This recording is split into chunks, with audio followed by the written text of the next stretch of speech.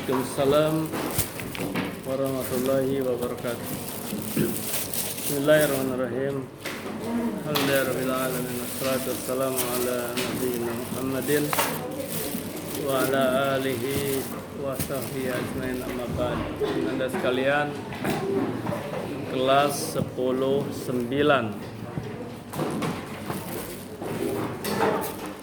Hari ini Senin 8 Agustus 2022.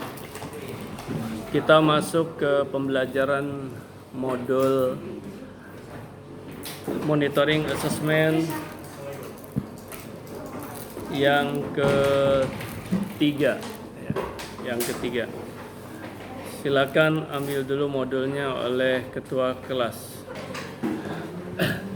Baik, bismillahirrahmanirrahim. Ananda sekalian, kita mulai modul monitoring asesmen biologi kelas 10 yang ketiga. Capaian pembelajarannya adalah memahami keanekaragaman hayati di Indonesia.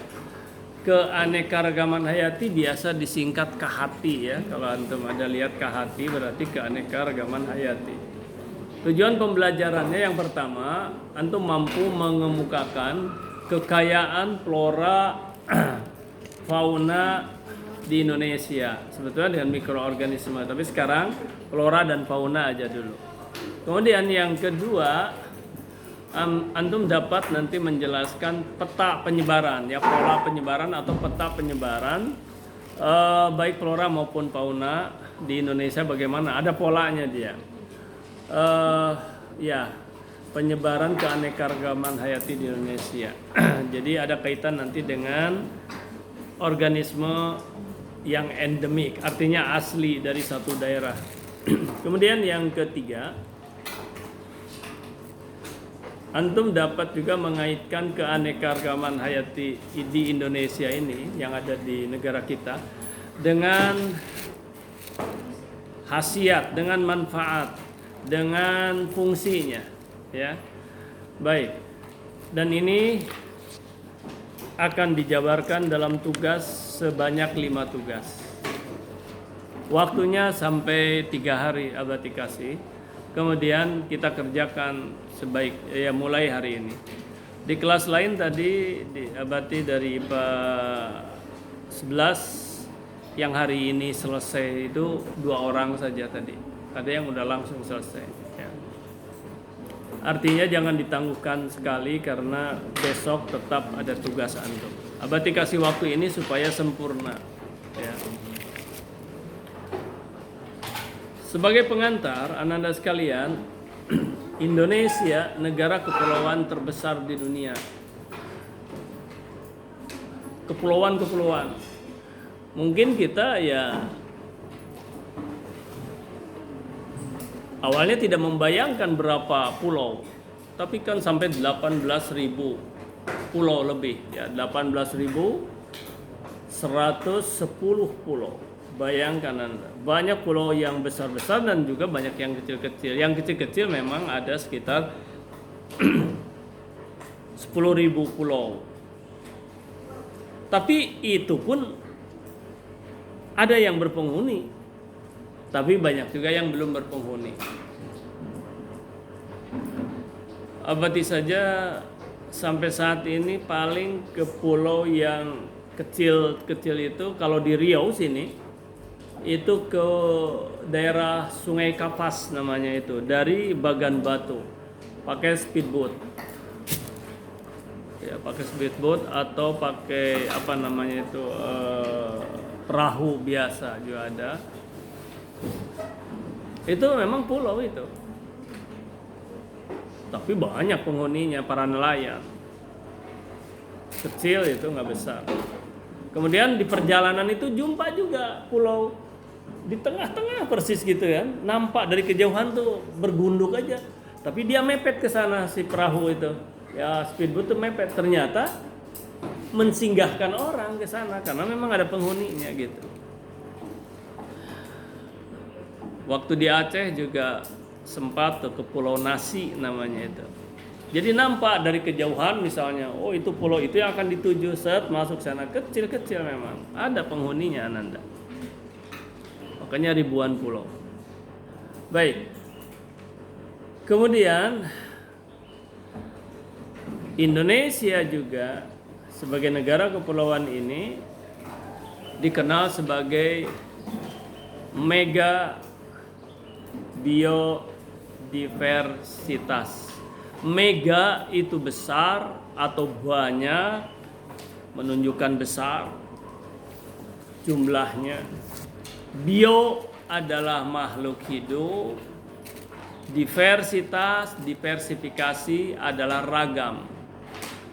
Keanekaragaman makhluk hidup yang sangat besar sekali di Indonesia. Kemudian di setiap pulau itu terkadang ada endemiknya. Janganlah pulau Ananda, kadang-kadang provinsi saja ada endemiknya. Endemik itu asli, flora, fauna asli. Provinsi Riau punya loh endemiknya, antum cari aja. Ini floranya terutama tanaman di Riau itu apa yang endemik. Memang nggak, itu memang betul-betul dari Riau aslinya. Tapi secara global misalnya biasanya per pulau biasanya. Misalnya apa ya, harimau Sumatera. Nah, padahal kan tidak di semua tempat ada. Tapi memang di Pulau Sumatera maksudnya. Terus di Jawa Barat, dulu Jawa Barat, sekarang udah Banten. Pada tahun 1983 berarti pernah ke ujung kulon waktu kuliah. Jadi penelitian ya, rame-rame pakai perahu dari Banten. Ujung kulon itu adalah cagar alam. Bukan cagar alam, apa namanya itu? Apa? Taman Nasional. Lah, ujung kulon, Taman Nasional bukan cagar alam. Nah, di sana ada rusa lagi, astagfirullah. Badak bercula 1. Ya, dibawa oleh guide-nya itu pada jam tertentu, dilihat, cari. Oh, ini ada. Ya, badak bercula 1. Tapi waktu itu memang karena nggak ada penghuni itu, karena itu adalah taman nasional, nggak ada penghuni. Ya. Nah gitulah Ananda ya, jadi pulau-pulau itu banyak sekali. Baik, sekarang tugas 1. Flora dan fauna Indonesia. Cari informasi jumlah dan perangkat keberapa, jumlah dan perangkat keberapa, jumlah dan peringkat keberapa di dunia spesies flora dan fauna Indonesia yang sudah teridentifikasi, diantaranya peringkat dari mamalia, reptilia, amfibia, kupu-kupu, tumbuhan berbunga dan sebagainya. Ngerti nggak ini? Agak sulit ya. Abati kurang menyusun kata-katanya, kurang pas kayaknya. Baiklah, Abati jelaskan saja. Jadi begini Ananda. Misalnya mamalia itu hewan apa? Menyusui. Sebetulnya gini ya nanti, atau gini, kenapa disebut hewan menyusui? Kalau menyusui itu kan dari perilakunya. Kenapa disebut hewan menyusui?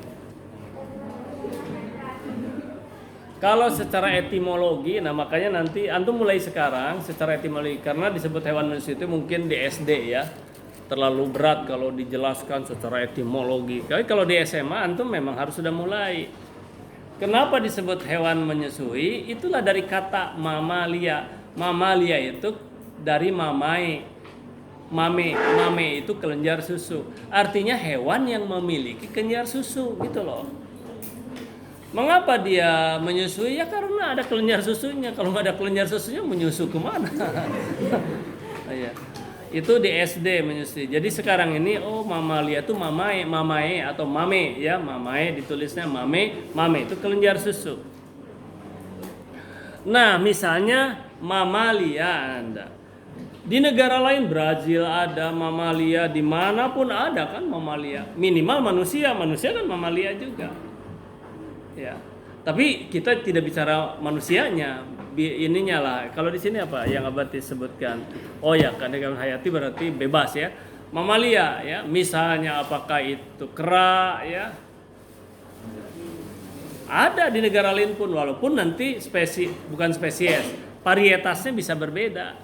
Atau spesiesnya ya yang macam kera-keraan ya bisa jadi berbeda. Karena macam orang utan kan berbeda. Dengan kera biasa berbeda spesiesnya. Lutung berbeda spesies. Atau harimau, singa kan di mana-mana ada misalnya. Ya, di beberapa negara ada. Nah, begini Ananda. Mamalia di Indonesia itu berapa jumlahnya yang sudah teridentifikasi? Identifikasi itu yang sudah dikenali, yang sudah dikasih nama ilmiah. Ada referensinya baik di buku maupun di internet. Kemudian misalnya di negara Brazil, misal seperti inilah, Abati kasih contoh ya. Misalnya ini mamalia. Sebut saja 2 negara, kan negara banyak ya, tapi negara-negara besar tentu. Ini misalnya sebuah negara, oke. Ada 200 spesies mamalia. Ternyata spesies apa? Misalnya spesies, sebut saja ya 200 spesies, macam-macam kan berarti.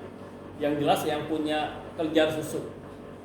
Mulai dari apa namanya itu, iya, marmot juga itu kan mamalia dia. Tikus juga mamalia dia, nyusu tikus enggak? Iya. Kucing, anjing kan macam-macam ya. Nah, jenis-jenisnya bermacam-macam. Itu spesies. Varietasnya macam-macam. Oke.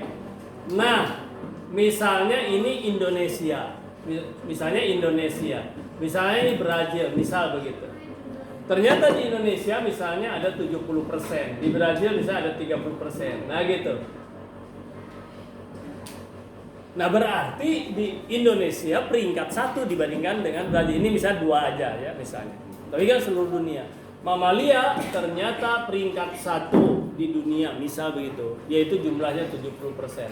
Mengapa 70%? Ya 70% dari 200, 140 ya di sini. Berarti di sini 60 apa? 60 jenis, 60 spesies mamalia. Ini 140. Nah, antum cari di referensi. Itu maksudnya ya, paham? Kupu-kupu berapa persen? Jadi peringkat keberapa Indonesia? Tanaman berbunga spermatofita atau talofita. Nah, itu coba antum cari, oke? Yang penting paham dulu. Paham sampai sana? Paham, oke. Tugas 2. Endemik tadi Abati sudah katakan asli, tapi cari secara etimologi apa pengertian endemik. Sebutkan beberapa pulau yang memiliki organisme endemik terbanyak di Indonesia ya. Apakah Sumatera, apa Kalimantan, ya, apa Sulawesi misalnya, yang asli. Apakah ada yang tidak asli? Abati di Indonesia ini ada yang dibawa oleh Cina. Coba misalnya pisang apa, pisang tertentu bisa jadi bukan asli Indonesia. Betul loh ya. Tapi dari negara yang endemik, yang asli Indonesia. Tugas 2, tugas 3 sekarang. Tugas 3 ini ada 3 orang ahli membuat garis gitu kan, membuat apa istilahnya itu? Iya garis. Ya, ini daerah antum lihatlah di sana. Ya. Daerah ada Sumatera, terus ada Kalimantan, jadi daerah Asia. Kemudian ke sini daerah apa itu? Amerika. Antum lihat Australia, daerah sini Australia ya. Antum lihat yaitu jelaskan yang dimaksud dengan garis Wallace. ya, garis Weber dengan garis Lydekker, ya. Ada 3 itu. Antum lihat di referensi juga banyak. Nah, jelaskan itu garis Wallace itu apa maksudnya. Nah, misalnya antum jelaskan di sana, yaitu yang memisahkan antara apa dan apa dan dari mana membentangnya. Ini peta penyebaran fauna, ya. Fauna saja ya, artinya hewan-hewan saja ini ya, jangan dengan tumbuhannya. Nah, kemudian setelah antum jelaskan itu, yang kedua tuliskan jumlah wilayah atau pulau-pulau. Maksudnya begini, ada 3 kawasan nih, Indonesia bagian barat, kemudian Indonesia bagian timur, di tengahnya peralihan. Nah, ada peralihan di tengahnya itu, ya, antara garis Lydekker dengan garis Wallace. Yang peralihan yang mana? Yang peralihan yang mana? Antara mana dan mana? Betul nggak? Lydekker dengan Wallace atau Lydekker dengan Weber? Oke. Nah, jadi pulau apa saja yang ada di bagian barat dan apa spesies yang ada di setiap pulau itu? Spesies apa? Fauna, tumbuhan apa? Gitu loh, ya.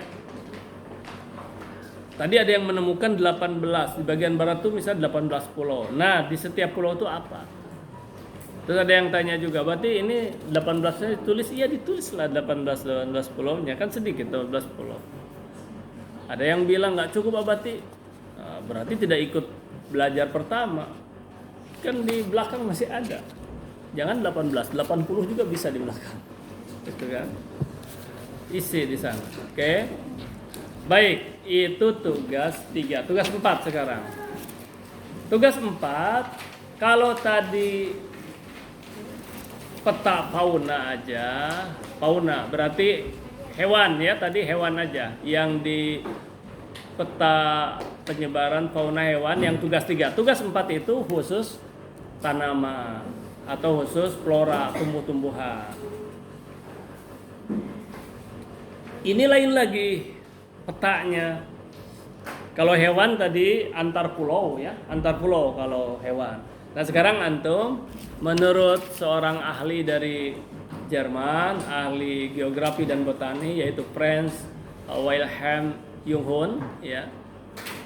Franz Wilhelm Junghun ini dia mengklasifikasikan iklim di Pulau Jawa, ini di Pulau Jawa secara vertikal. Kemudian antum jelaskan jenis flora yang khas. Ini tumbuhan aja yang khas pada setiap ketinggian tertentu dari permukaan laut. Paham nggak ini? Coba lihat sini. Ini laut, permukaan laut. Ini permukaan laut ya. Ini permukaan laut. Oke. Kemudian Franz ini gini, nah misalnya ini 500 meter, misal aja 500 meter dari permukaan laut. Nah, pada ketinggian 500 meter di permukaan laut ini, dari permukaan laut di daratan tentunya ya. Ini kita bukan bicara di atas lautnya, bukan. Ini laut, kemudian ini daratan. Nah, daratan gitu kan, daratan. Nah, di daratan ini laut misalnya. Nah, di daratan ini yang ketinggian 500 meter itu flora pertama ini disebut apa? Misalnya disebut dataran rendah, misalnya ya, dataran rendah yang pertamanya gitu kan, dataran. Nah, di dataran rendah ini floranya apa? Naik lagi, misalnya sini, ya ini daratan ceritanya ya. Ini kan daratan ke sini nih daratannya ya. Ini lautnya dari sini, diukur dari permukaan laut sini. Misalnya dari permukaan laut ini 1.500 meter misalnya. Nah, di sini khas juga floranya itu. Tanamannya itu khas juga. Yang apa, tumbuhan yang hidup tuh khas juga. Dan ini disebut dataran apa? Kalau ini rendah misalnya, ini dataran apa? Terus sampai nanti dataran tinggi, yang misalnya sampai ke atas lagi. Itu beda-beda. Makin ke atas makin panas, makin dingin. Makin dingin, khas itunya. Misalnya ada pohon pinus, ya toh? kemudian bagus untuk tanaman kopi. Berarti kalau tidak salah, sebentar ya, apa 1.500 atau 3.500 ya? Takengon kok, berarti sampai lupa lagi nih, entah 1.600 atau 3.600 nih antara itu. Berarti di Aceh Tengah itu dataran tinggi itu, wah naik terus dan memang sangat dingin. Seminggu nggak mandi juga ya, peribahasanya itu nggak apa-apa, nggak ada keringat kalau nggak olahraga. Dingin aja siang malam, walaupun ada matahari. Itu dijemur, kopi itu dijemur oleh matahari gitu kan, panas ya, tapi tetap aja terasa dingin gitu anaknya. Itu dataran terus nih. Baik ya, itu tugas nomor 4. Nomor 5 sekarang. Nomor 5 itu adalah manfaat atau fungsi atau khasiat dari kahati ya. Untuk apa? Jadi tuliskan sejumlah spesies sebagai sumber pangan, sumber obat-obatan, sumber kosmetik, sumber sandang. Nah itu coba diganti, yang pangan kedua itu bukan pangan, papan. Papan itu apa? Ya macam bangunan.